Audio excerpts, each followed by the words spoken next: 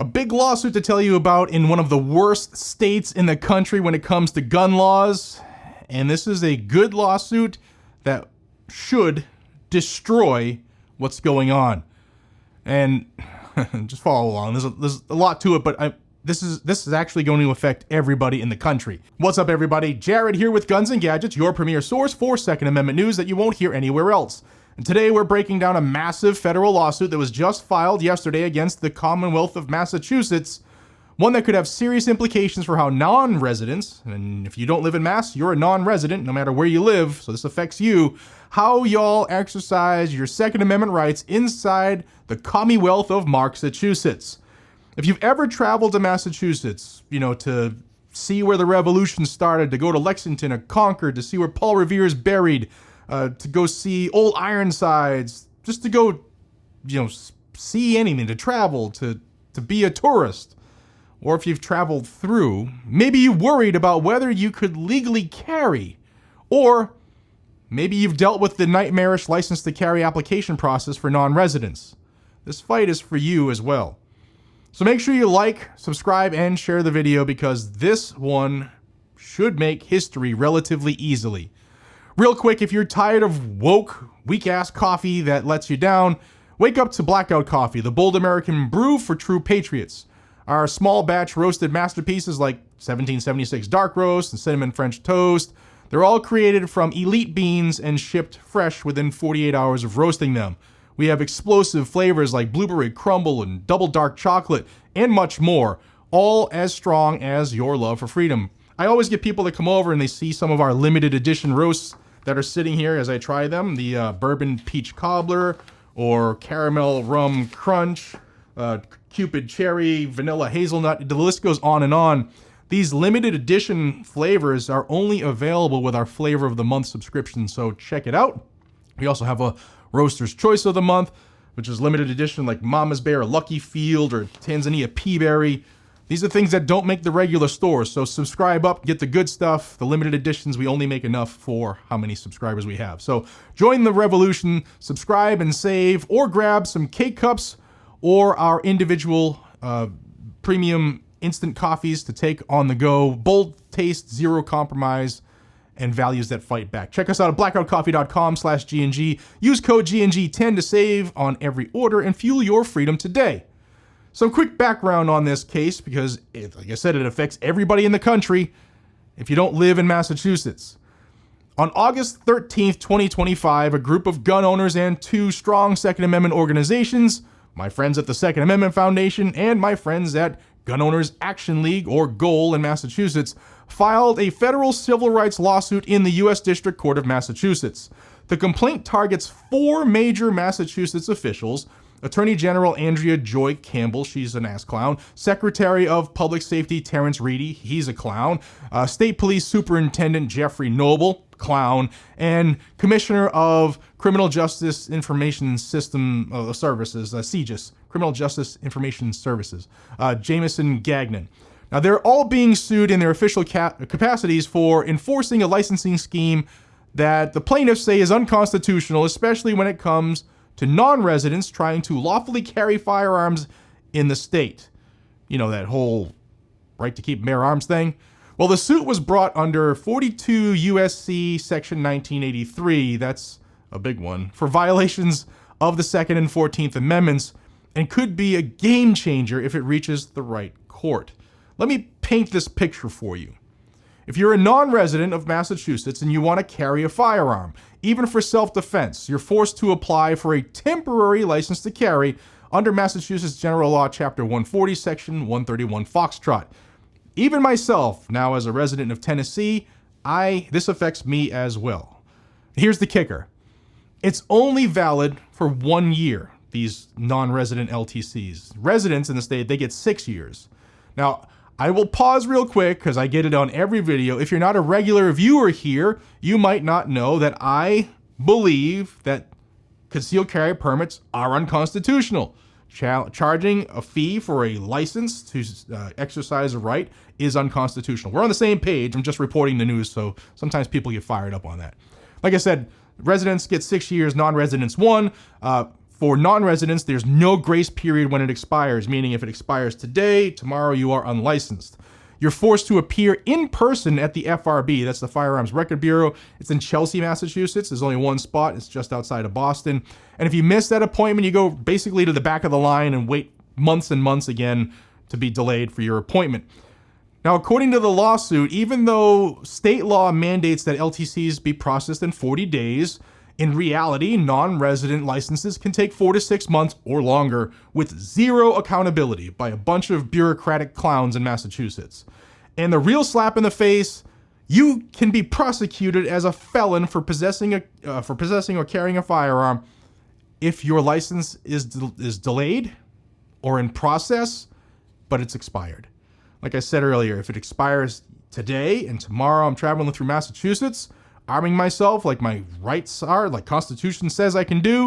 In Massachusetts, say I get a blown tire and they happen to see my firearm on me, I can be booked as a felon. And Massachusetts cops, far too many of y'all aren't following the Constitution. Far too many cops across the country aren't following the Constitution. Let's be real. Forget this, I'm just doing my job bullshit. That doesn't work. This isn't just red tape, guys. It's a deliberate suppression of constitutional rights. And every cop, when they stop you and say, oh, you're carrying a firearm, and you say yes, if you're not a criminal, like if you're not trying to murder people or rob people, it's just an American following, they're just being lawful, man. Like, back up off us. Now, three brave individuals are putting their name on the lawsuit, and Saf and Goal, I know all of you. I love you, all of y'all. I would have absolutely been a named plaintiff in this lawsuit. Just saying. Now, Russell Lawson Jr., he's a New York resident. He owns 19 acres in Massachusetts. It's a hunting area and a cabin. It's in Western Mass. He applied for his non-resident LTC back in January 2025 and was told that his first appointment would be in June, which is 6 months after he applied. He couldn't attend that appointment for urgent work obligations and asked the state to reschedule. So they did, and they pushed him all the way back to October of 25, which is 10 months of a delay, and he still can't lawfully carry a firearm for self-defense on his own property. On his own property. Now, number 2 is Brian Burns. He's a Florida resident, former Massachusetts resident of 20 years, owns a second home in East Falmouth, Mass., and has had a Mass LTC for decades. Sent in his renewal application as a non-resident in October 2024, and he had 6 weeks to spare before it expired, I guess. And as of today, 10 months later, still no response, no license, no rights.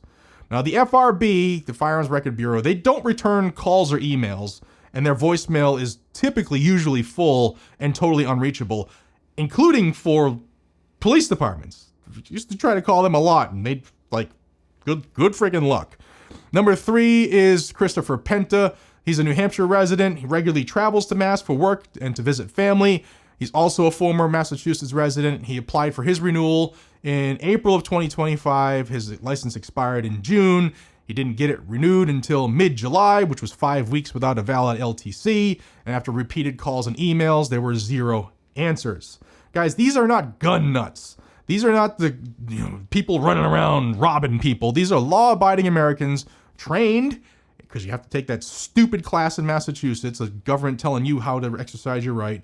They're certified, they've all had licenses to carry, and just trying to protect themselves. As a reminder, criminals are freely carrying firearms every single day as they travel in and out of Massachusetts, just as an FYI. Now, the lawsuit lays out multiple constitutional violations. Number 1, of course, the Second Amendment violation. The Commonwealth forces non-residents, like you and I, to wait months or years before exercising the right to carry. There's no historical tradition for this kind of delay under the Bruin standard. And as the Supreme Court said in Bruin, lengthy wait times or excessive fees can be grounds for overturning a law. Got that here all wrapped up in one. Number 2 was the 14th Amendment, which was equal protection, the Equal Protection Clause. Massachusetts treats residents and non-residents completely differently. Residents get 6 years and a grace period. Non-residents get 1 year, and when it expires, you're then a criminal immediately. Now, privileges and immunities clauses is number 3, where citizens of other states are being denied rights that they enjoy at home just because they cross a fake-ass line on a map. Now, the plaintiffs aren't even asking to dismantle the licensing scheme, though they make it clear that the system itself may be unconstitutional. They're simply asking for the minimum, which is why I say this could be a big case, because they're asking for the minimum here. They're not asking for a huge, destruction of the system, which I would ask for that, but they're asking Massachusetts, follow your own damn laws, stop the delays, and don't criminalize us because of your incompetence. Now, the court should either order the enforcement of these laws to cease, or in the alternative, order Massachusetts to actually comply with their own state laws' time limits and to allow non-residents to complete the entire process remotely, like many other states do. This is not something that's like a new thing where Massachusetts has to figure it out. This is bigger than Massachusetts in and of itself. Any state with a hostile bureaucracy could copy Massachusetts' model. They could just delay renewals, force an in-person appointment, and let time do the disarming. It's tyranny through inaction, and it flies in the face of Bruin, Heller, McDonald, and even Rahimi. If this lawsuit is successful, it could blow a huge hole through the may issue by delay system and set a national precedent, which would be huge. And this is how we fight back, not just in the courtrooms, but by holding these freaking politicians and these ass-clown bureaucrats accountable. This lawsuit has the potential to shake things up in the anti-gun stronghold of Massachusetts, and we'll be watching it every step of the way here on Guns and Gadgets. I want to say thank you again to SAF, Second Amendment Foundation, and to GOAL, Gun Owners Action League, all my friends there.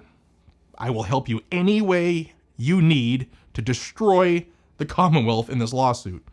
And to the three named plaintiffs, thank you as well.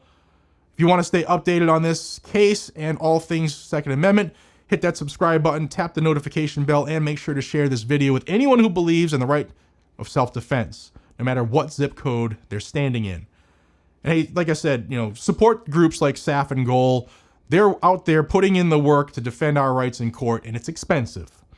Until we meet again, stay armed, stay aware, and stay free. I'm Jared. This is Guns and Gadgets, where freedom has a home. Have a great day, America. Take care.